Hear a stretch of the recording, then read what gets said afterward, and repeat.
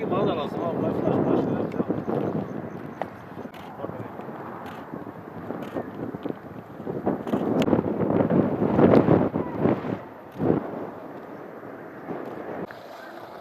Emre abi.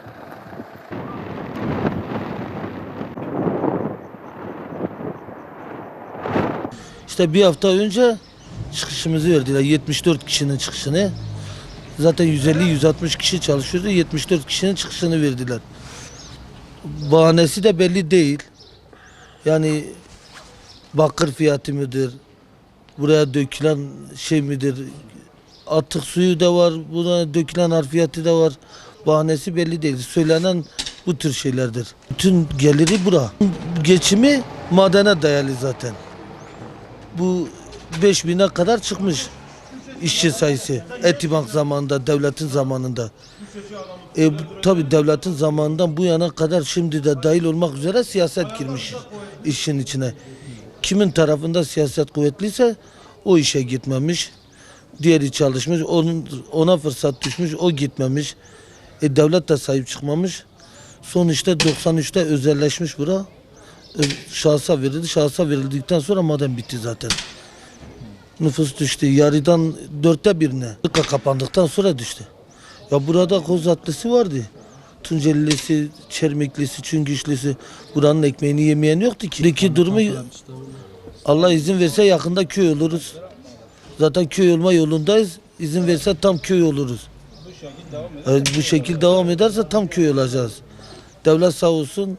Seçim zamanı geliyor, sırtımızı sıvazlıyor. Ondan sonra tekmeyi esnaf kalmamış ki. 3-5 esnaf kalmış. O da nüfus olmayan bir yerde çalışma olur mu? Esnaf olmaz. Dükkancı kime ne satacak? Ben şimdi araba işi yapıyorum, minibüs işi yapıyorum. Ben kimi götüreceğim? Adam nüfus olmazsa hiçbir şey dönmüyor ki. Getirmiş bize madeni bitirmişler. Ondan sonra okul inşaatı yapıyorlar. Yeni okul. Okul var, öğrenci yok. Hastane var, adam yok burada. Ya ben hastane yapmışım, okul yapmışım. Hani benim çalışacak yerim nerededir? Bana yer göster. İstihdam yok ki. Adamın 49 yıllığına fabrikayı vermiş. 49 yıllığına şartnamesine göre bunu çalıştıracak yani. Adam çalıştırmıyor. Siyaset engel oluyor. Devletin müfettişi bile geliyor. Biz 3 ay 4 ay maaş alamıyoruz. Müfettiş geliyor, seviniyoruz. Çalışma Bakanlığı'ndan müfettiş gelmiş. Tamam biz maaşımızı alırız. Adam geldiği gibi yani sen kökünü kaşıya kaşıya gidiyor. Artık para mı yiyor, ne yapıyor? Yani onu Allah'la onun arasında, bir de bizim müdürler arasında da sağ olsunlar. Çağrımız bize bu madene bir el alsın. Ya tam öldürsün, dozerleri göndersin, tam bizi de kovsun buradan. Ya da gelsin burayı adam gibi bir çare bulsunlar. Yani bunu devlet yapacak, vatandaşın eliyle olacak bir iş değil ki. İlla devletin yapması lazım. 74 tane işçi çıkarmış burası. Önce çıkan 30-40 tane daha var. Hepsi mahkeme yolunda. Bir kıdem bir tazminatını bile alamıyor. Yani demek ki Yıldızlar Holding devletten büyük biri. Öyle oluyor yani, kanun işlemiyor adama. Mahkemeyi kazanıyorsun, hakkını alamıyorsun. Yani burada devlet bu şartnameyi vermiş bu adama. Buna ihaleyle vermiş burayı. Niye sahip çıkmıyor o zaman? Buranın ekonomisi madencilik olmazsa, bu fabrika olmazsa burası yok. Ancak bu fabrika olursa ki burası olur. Burada bakır yok demesin kimse. Biz hepimiz burada çalışmışız. Olup olmadığını çok iyi biliyoruz. Bakır var. Yani maden yok diye kapanırsa büyük bir yalan olur. Kesinlikle büyük bir yalan olur. Kim iddia ediyorsa gelsin, buradaki çalışanlarla beraber. 5 yıldır ben burada çalışmışım, her işi de yapmışım. Maden var burada.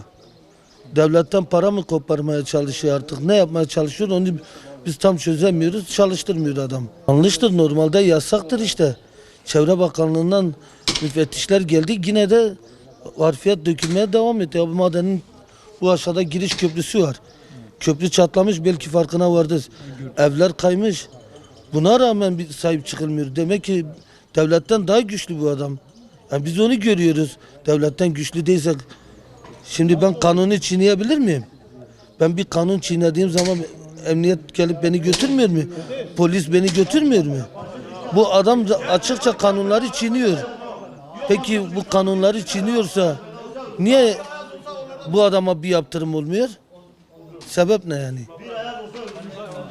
Ben bir mantığını bulamadım. Vallahi. Fabrikayla ilgili ben ilk girdiğim seneler bir sıkıntı yoktu. Yani nasıl yoktu? Bir ayımız içerideydi.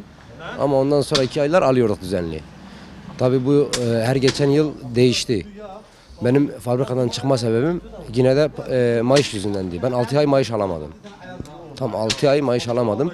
Ve ben bunları yukarıdaki yöneticilere, müdürü olsun, hatta patronun yeğeni buraya geldi. Yıldızlar Holding'in sahibinin yeğeni buraya geldi. Ona bile dile getirdim. Dedi para yok. Ya holdingsiz nasıl para yok? Benim şimdi alacağım maaş belli zaten. Bir holding bir işçinin maaşını veremiyor mu? Para yok diyorlardı. Bu şekilde 2 sene sürdü. Hani 6 ay. 6 ay nasıl oluyordu? 6. ayım içeri giriyordu. Bir ayımı veriyorlardı. Yine 5 ay içeride oluyordu. 6. ay içeri giriyordu. 7. aya doğru bir maaş daha veriyorlardı. Bu şekilde idare ettirdim.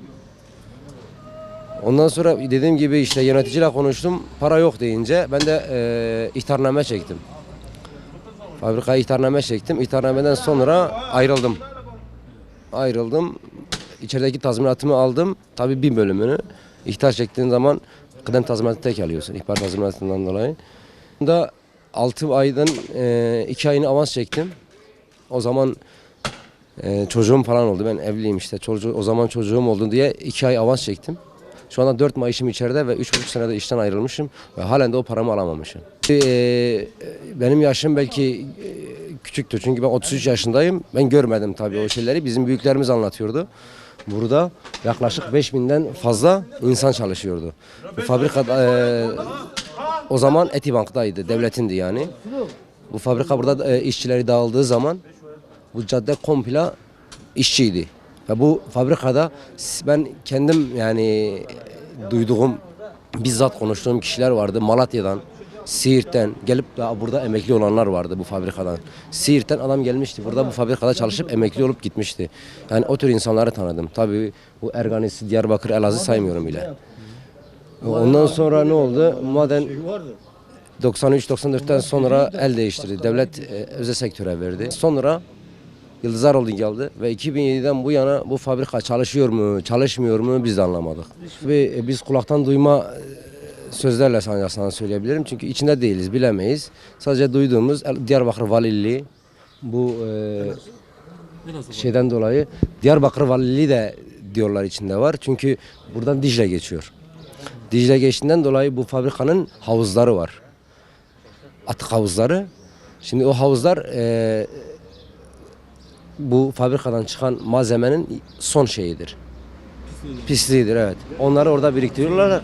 Yani siyanür falan da taşıdığı için havuz yapıyorlar. O havuzu biriktirip tekrar belli bir süre sonra fabrikadan bir daha işletiyorlar. Şimdi o havuzun suyu Dicle Nehri'ne akıyor.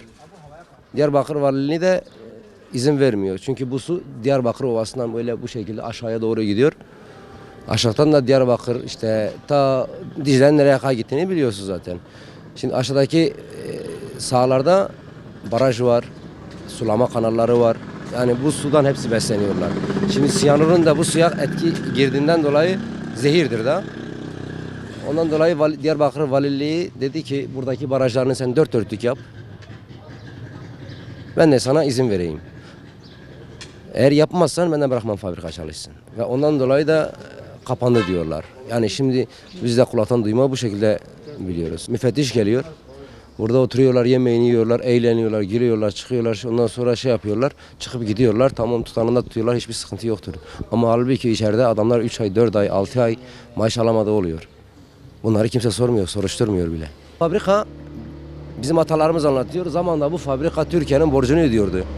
Dış ülkeye olan borcu bu fabrikadan gidiyordu. 29 gün Türkiye'ye çalışıyordu. Bir gün bu sadece maden işçilerine çalışıyordu. Yani o kadar büyük bir fabrika, şu anki haline bakın. Salma şirketler, holding diye geçinenler geldiler buraya. O yedi, bu yedi. Yıldızlar Holding bu fabrika sayesinde devletten kaç trilyon kredi çekti. Yani şimdi bunları hepsini sormak, soruşturmak lazım ha. Sen veriyorsun tamam güzel iş, buradaki halka iş imkanı sunuyorsun tamam. Ama önemli olan bir de onu takip etmek. Senin adamların buraya geliyor, müfettişler buraya geliyor Çalışma Bakanlığı'ndan. Ama ne yapıyorlar? Geliyorlar, yemeğini yiyorlar, çayını içiyorlar, kalkıyorlar gidiyorlar. Yani hiç mi vicdan, merhamet yok? Siyaset ne hale getirdi burayı? O geldi dedi benim adama oy ver, ben seni böyle yaparım. O geldi benim adama oy ver, ben böyle yaparım. Ama hepsi lafta kaldı. Hani siz gezdiniz gördünüz o kadar yani çekimde yapmışsınızdır.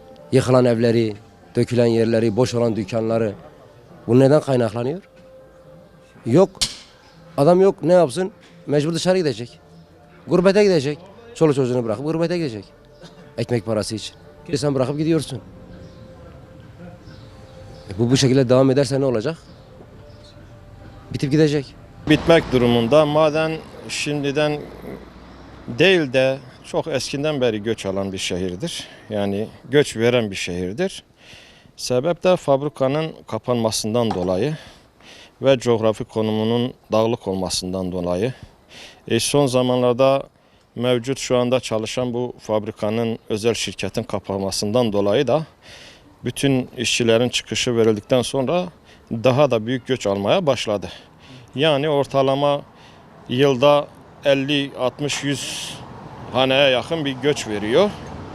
Bu fabrikanın kapanmasından dolayı daha da fazla bu yıl herhalde göç alacaktır. Ondan söz edersek nüfus olmadığından dolayı tek banka üzeri çalışıyor. Tabii esnaf için de zor oluyor, emekli için, işçi için de zor oluyor. Mecbur insanlar başka şehirlere yani Elazığ veya da Ergani'ye gidip de orada alışveriş yapmak zorunda kalıyor.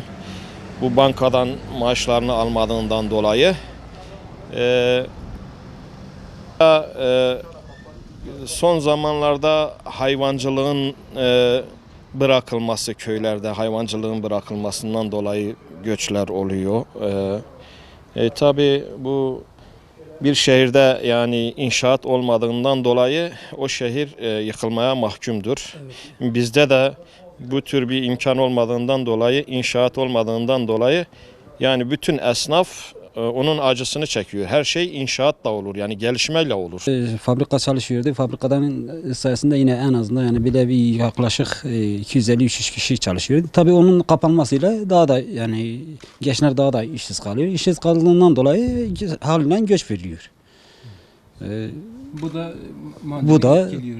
Tabii bu da sonuçta madeni etkiliyor, esnafları etkiliyor. Onun için herkes yani esnafta bile yani sıcak bakmıyor. İşi bırakmak istiyor. Yani göç etmek zorunda kalıyor.